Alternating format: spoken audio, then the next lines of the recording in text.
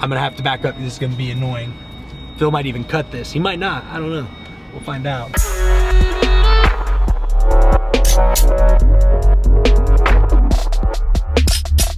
So the question that I get asked often is, how much do I work every day? Like, how many hours do I work? And the truth is, like, when I end most of my days, I don't feel like I've done much work. In fact, a couple 3 hours feels like work. To me, work is this negative, derogatory word that represents doing something you don't want to do. And I make sure that I align myself with my gifting and I align myself with my passions so that when I wake up, like from the very beginning, I'm geared towards, I want to jump out of bed. I want to feel good about what I'm doing. I want to know that I'm impacting people and that I'm creating change. And I worry about the work when the work has to be done. Like, it's not an everyday thing. If you've got something that you feel like, man, I want to put that off because I want to get it done, the way I do that, I just Cookie Monster it. I just grab it and gobble it up, get it over with, and I'm done with it. And then I get back to, like, I'm off work because I'm doing something that I'm passionate about. What's crazy is when you start asking questions like, well, how many hours a day do you work? You probably don't, like, you just probably don't get it because you're still thinking about a time clock. You're thinking about, I leave my home life and I go to my work life. And when I'm at my work life, like, my work life is separate from who I am as an individual. So, you know, those same people who think I've got to leave home to go to work and I've got to leave work to go home, they're also the same people that dread Mondays. That when you get past Tuesday evening, they're like, second half of the week, woohoo, it's almost Friday, hump day. Like, I hate that. Because that's the mentality of limitation.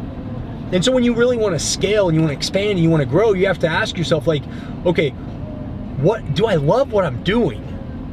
Is what I'm doing, does it fulfill me? Does it align with my gift set?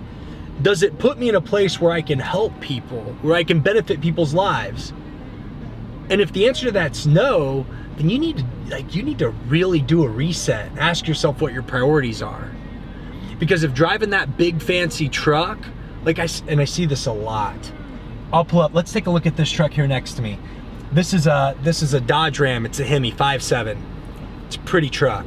I'm gonna guess it's probably a 2013. I'll be able to tell you in a second. Yep, it's 2013, 2014 based on the styling. You see he took off, he was excited about that takeoff. But my point to that truck is, that's a $30,000 truck. My daily driver, like what I get in every day, I'm in a 2011 Land Rover Range Rover. It's a $20,000 Range Rover. This is not your neighbor, you know, the Joneses. This isn't their $100,000 Rover. Because it doesn't have to be. But my mindset's not around what I drive. Like, I'm way more interested in commas at the bank than I am the wheels under me that get me from one place to the other. I want to be prepared when that next investment opportunity comes. The problem with this guy in the Dodge Ram, more than likely, because he likely represents the largest part of the population, and that is, like, they'll starve themselves out to look good to their neighbors. But they get married, they get bound, they get imprisoned in this responsibility of a job. They have to clock in, they have to go to work. By Tuesday, they're jonesing for Friday. By Friday, they're celebrating, and by the time they're done celebrating, it's Monday, and they're pissed off because they didn't get to have all the fun they wanted in their 48 hours. But the thing is, like, he's been chained to a job, chained to an income, chained to a lifestyle that he can't escape.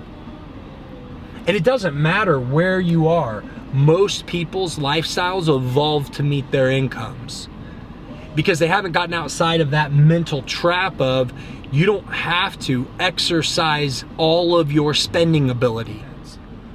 But we're wrapping this all back to the original question. How many hours do I work? If you get your mind right and you set your course appropriately, you don't have to worry about it. It's not work. You wake up excited about what you're doing. You come home, you work late. Like, I get in trouble not because I don't go to work and make enough money, right? But because I don't come home at a decent time. Like, I'm rolling in at 8 or 9 o'clock at night. My wife's like, you're so passionate about these things that you're building and creating. Sometimes you got to remember to come home. Like, she'll text me at 10 o'clock at night, are you coming home today? Like, but I'm not even thinking about it because it's not work. And when you get to that alignment, like, there's just a massive shift in productivity. There's a massive shift in your results. And it doesn't matter. Like, I meet a lot of self-employed people that are miserable as shit because they got in a business that maybe they really liked on the front side, and then they just got bound to it. Oh, I started making good money, so I'm gonna go grab that truck payment.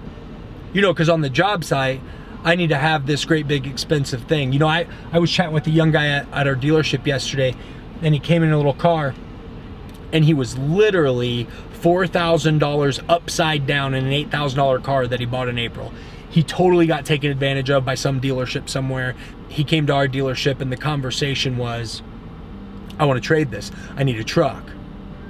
There's a nice 4Runner, right? Like, he right now, if I bought that car and resold it, I'd get $5,500, $6,000 out of it. He owed $8,500 on it. And I'm sitting there talking to him, and I'm like, look, if you keep hunting, you're gonna find a dealership that's gonna be more than happy to level you up in your vehicle.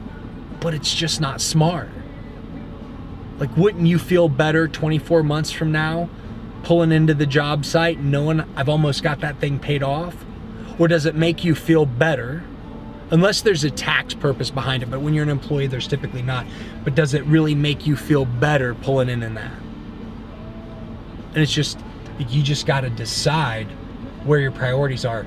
But that is a dead giveaway for somebody's mindset. When somebody asks me, well, how much do you work? I just quickly shift them in my mind, because I'm not talking to somebody now that truly understands my gifting and my passion and my position that I've created for myself in this world. I'm talking to somebody who's still tied mentally to that time clock.